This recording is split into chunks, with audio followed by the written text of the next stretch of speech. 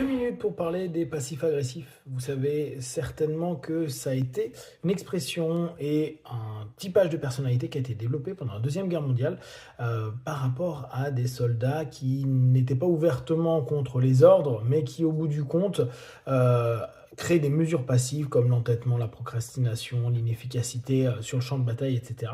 Ça a été inclus au départ dans le DSM, maintenant ça a été exclu parce que je trouve que c'est quand même un peu difficile à classifier. Pour revenir sur les points clés, il faut se rendre compte qu'ils ont des expressions indirectes de sentiments négatifs. En gros, en lieu d'exprimer directement leur colère, leur frustration, leur hostilité, ils vont le faire de manière complètement détournée.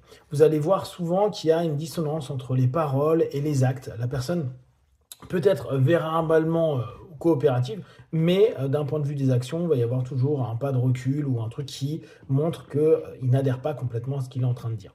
Il y a une habitude d'un évitement à la confrontation directe, ça vous les reconnaissez assez souvent avec ce point-là, mais c'est pas parce qu'il y a ce point-là qu'ils sont passifs-agressifs, donc ils sont constamment en train d'éviter d'aller en face à face pour gérer leurs problèmes et leurs désaccords.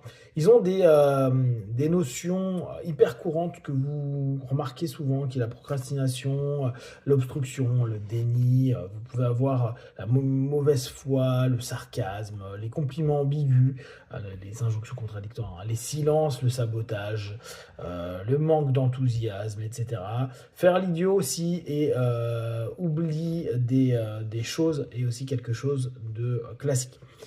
Il y a sous toute cette attitude-là un sentiment sous-jacent qui est de se sentir incompris. Ça, c'est important de le garder en tête, sous-estimer ou contrôler, et donc ça leur crée des difficultés relationnelles parce que les personnes ne savent pas sur quel pied danser. Voilà, si vous avez des questions et des remarques, n'hésitez pas à partager. Be one, ciao!